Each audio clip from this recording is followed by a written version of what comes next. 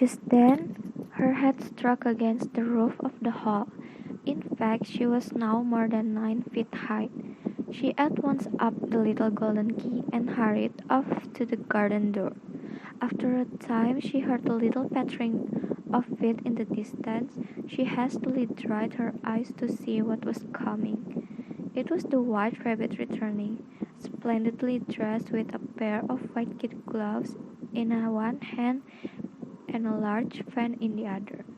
Alice felt so desperate, so when the rabbit came near her, she began in a low, timid voice, "If you please, sir."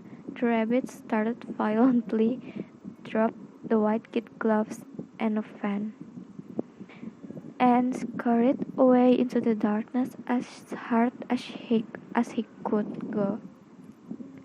Alice then took up her fan and gloves, as the hall was very hot. She kept fanning herself all the time she went on talking to herself.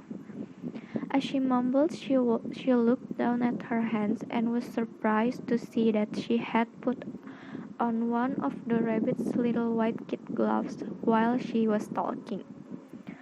"I must be growing small again," Alice thought.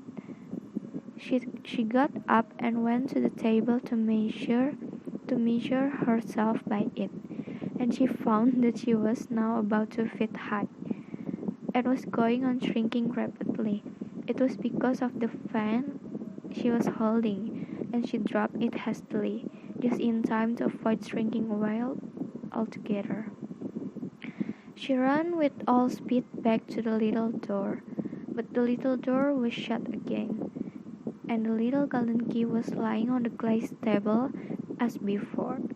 "And things are worse than ever, for I never was so small as this before, and I declare it is too bad that it is," said her. Then in another moment she was up to her chin in salt water. "I wish I hadn't cried so much," said Alice, as she swam about trying her way out. Just then she heard something splashing about in the pool a little way off, and she swam nearer to make out what it was. It was only a mouse that had slipped in like herself. "Everything is so out of the way down here. At any rate, there is no harm in trying to talk to the mouse." So she began. "Oh, mouse, do you know the way out of this pool?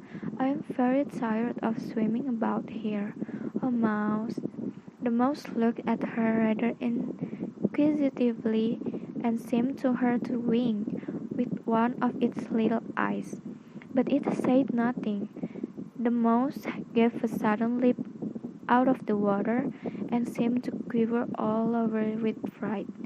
"Oh, I beg your pardon," cried Alice hastily, afraid that she had hurt the poor animal's feeling.